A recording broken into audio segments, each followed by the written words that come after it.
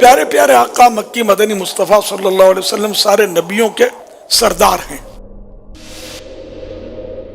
امام الانبیاء ہیں۔ تو اس کا اظہار شب معراج یوں بھی ہوا کہ پیارے آقا صلی اللہ علیہ وسلم کی معراج ہوئی، اور وہ اس طرح کے سارے انبیاء کرام علیہ السلام صف بستہ تھے مسجد اقصی میں، امام کا انتظار تھا۔ پھر جب امام تشریف لے آئے، یعنی امام الانبیاء محمد مصطفیٰ صلی اللہ علیہ وسلم، جبریل امین نے تکبیر کہی اور میرے آقا صلی اللہ علیہ وسلم نے امامت فرمائی سارے نبیوں کی، یعنی جو سب نبیوں کے بعد تشریف لائے۔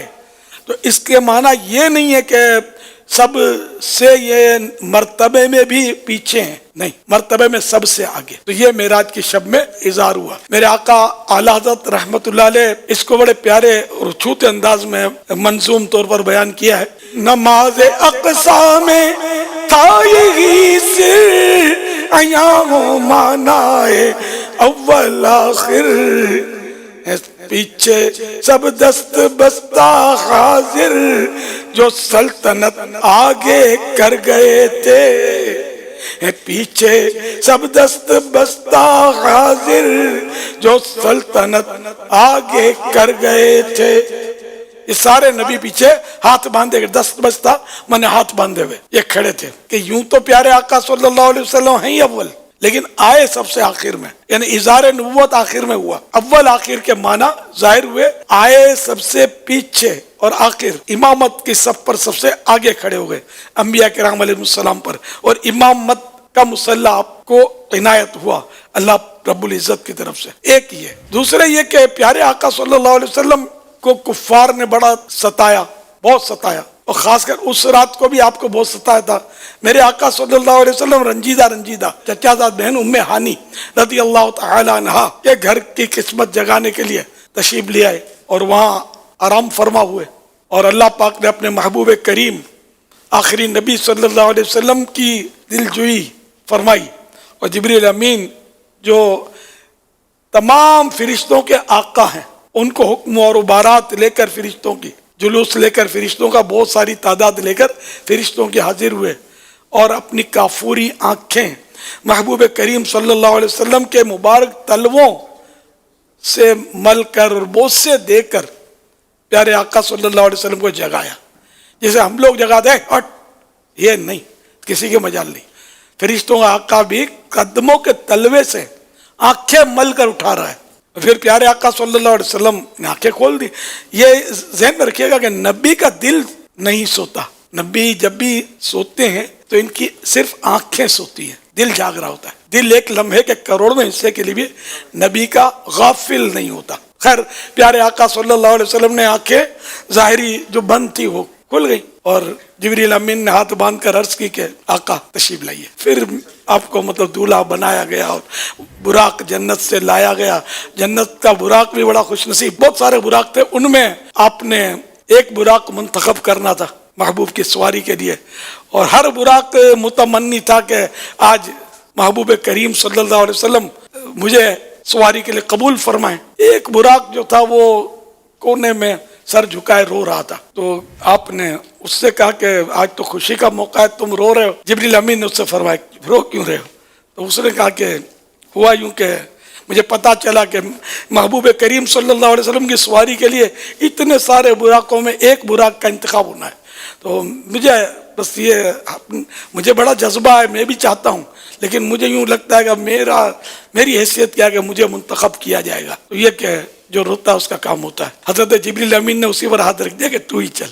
خیر، تو اسی براق کو لے لیا گیا، اور دیکھتے ہی دیکھتے اس میں بہت سارا حسن و جمال پیدا ہو گیا، بہت خوبصورتی میں اضافہ ہو گیا اس کے، اور وہ براق جو تھا بارگاہ رسالت میں حاضر ہوا، اور میرے محبوب صلی اللہ علیہ وسلم اس پر سوار ہوئے، اور یوں سفر معراج ہوا۔ اور یہ کسوٹی تھی صادق اور کاذب کی، یوں بھی کہہ لیجئے کہ جب معراج کا واقعہ ابو جہل نے سرکار صلی اللہ علیہ وسلم کے تعلق سے حضرت ابو بکر صدیق کو سنایا، وہ صدیق کا لقب اس وقت نمایاں نہیں تھا، اور یہ سوچ کر سنایا کہ اب تو یہ بھی انکار کر ہی دیں گے، یہ ہر بات کو مان لیتے ہیں، آج نہیں مانیں گے۔ یہ کہ یہ کس کی عقل میں آتا کہ رات کے معمولی سے حصے میں مسجد اقصی پہنچے، مسجد الحرام سے، کعبہ شریف سے وہ مسجد اقصی پہنچے، یہ کیسے ہو سکتا ہے؟ بہت لمبا سفر ہے، وہ بیت المقدس مکہ شریف سے بہت زیادہ دور ہے۔ پہلے وہ ہوائی جہاز بھی نہیں تھے، ہوائی جہاز میں بھی کیا، راکٹ بھی اتنی جلدی نہیں پہنچ سکتا، یوں آن کے آن میں کیسے پہنچ گئے۔ اور پھر صرف اتنا نہیں، آسمانوں پر بھی گئے، ساتوں آسمانوں کی سیر، پھر جنت کی سیر، پھر جنت میں رہتے ہوئے دوزخ، پردے اٹھ جانے، دوزخ کو دیکھنا، اور یہ عجائب و غرائب وہاں دیکھے اتنے سارے، اور یہ سب ابو بکر نہیں مانیں گے۔ تو اس نے خوشی خوشی حضرت ابو بکر رضی اللہ عنہ کو یہ بتایا کہ اب تو بھائی تمہارے جو صاحب ہیں، تمہارے دوست، تمہارے ساتھی یا تمہارے بزرگ، اب تو یہ بالکل ایسی سی باتیں کرنے لگے۔ تو آپ نے فرمایا کہ میرے صاحب، میرے آقا، میرے محمد صلی اللہ علیہ وسلم اگر یہ فرما رہے ہیں، میں نے مانا۔ اسی مننے والے سوچنے والے ہے ہی نہیں کہ سرکار صلی اللہ علیہ وسلم جو بھی فرمائے حق حق حق، حق کے سوا کچھ بھی نہیں۔ تو ابو جہل تو خیر اپنے منہ کی کھائی اس بدبخت نے۔ تو آن کی آن میں یہ سارا سفر ہوا، اور جہاں سے یہ چلے تھے چچا زاد بہن ام ہانی کے گھر واپس تشریف لائے۔ یہ آن کی آن میں سفر طے ہوا۔ وضو فرمایا تھا آپ نے جانے سے پہلے، تو وضو کا پانی ابھی لڑک رہا تھا، بہہ رہا تھا، سوکھنا تو دور کی بات۔ اور کنڈی دروازے کی تھی، وہ جس کو ہاتھ لگایا تھا تو کنڈی ابھی تھوڑی کنڈی ہل رہی تھی۔ بستر جس پر آپ نے بستر کو نوازا تھا، اپنے بدن چومنے کی اجازت دی تھی، اس بستر پر اب بدن کی گرمی ابھی تک موجود تھی، بستر گرم تھا ابھی تک۔ آن کے دنیا کا سارا نظام رک گیا، جیسے گھڑی ہے، اس کے کانٹے کو روک دیں گے تو جدھر روکا ادھر رہے گا، چاہے بہت دن، بہت مہینے، بہت برس گزر جائیں، کانٹا وہیں رہے گا۔ تو یوں سمجھو دنیا کی جو گردش کا کانٹا جو تھا وہ رک گیا تھا، باقی نظام جو تھا اللہ نے چاہا جس کو وہ چلا۔ پھر جب آپ تشریف لائے تو پھر وہ کانٹا سمجھو تھا، وہ اللہ کے حکم سے پھر دنیا کے نظام کا کانٹا چل پڑا۔ پھر اللہ پاک ہر شے پر قادر ہے، قدرت ہے۔ تو یہ معجزہ ہے، معجزہ ہوتا ہی ہے کہ جو مطلب عقلوں میں نہ آئے، ہماری عقلی دلیل سے تو یہ ثابت کر ہی نہیں سکتے اس کو ہم، سمجھے کہ یہ عادتاً محال ہوتا ہے، یعنی عام طور پہ یا معمول میں ایسی چیزیں نہیں ہوا کرتی۔ یہ اللہ کی شان ہے، اپنے محبوب کو اس نے معجزہ دیا، اور پھر اس کے ذریعے اور حکمتیں، جنت کے حالات دیکھ کر ہمیں بتائے، جنت میں یہ انعامات ہیں اور فلاں فلاں کے لیے ہیں۔ جہنم کو دیکھ کر ارشاد فرمایا کہ اس میں فلاں فلاں عذابات ہیں۔ پھر کسوٹی ہے، جس کا ایمان جتنا مضبوط ہوگا اتنا جلدی اس کو تسلیم کرے گا۔ آج بھی عقل کے گھوڑے دوڑانے والے ملیں گے آپ کو کہ جو مطلب اس پہ کلام کرتے ہیں، بعض اوقات تو بیانات داغتے ہیں اپنے کہ یوں نہیں، اور معراج اتنی تھی تو اتنی تھی تو خواب میں تھی تو فلاں تھی، تو یہ کرتے رہتے ہیں۔ تو یہ ان کے نصیب اسی منڑ والے ہیں کہ بیداری میں ہوئی، جاگتے ہوئے۔ معراج خواب میں ہوتی تو پھر وہ کوئی کمال اتنا بڑا نہ مانا جاتا نا، بیداری میں جاگتی حالت میں معراج ہوئی۔ پھر یہ کہ سب سے بڑا اعزاز معراج کی رات میرے آقا آخری نبی صلی اللہ علیہ وسلم کو یہ عطا ہوا کہ جاگتی حالت میں اپنی آنکھوں سے اللہ پاک کا دیدار کیا، اور یہ صرف اور صرف یہ میرے پیارے پیارے آخری نبی مکی مدنی محمد عربی صلی اللہ علیہ وسلم کی خصوصیت ہے، اور کسی بھی نبی نے، نہ کسی ولی نے جاگتے میں اللہ پاک کو دیکھا ہے، نہ وہ اب دیکھیں گے۔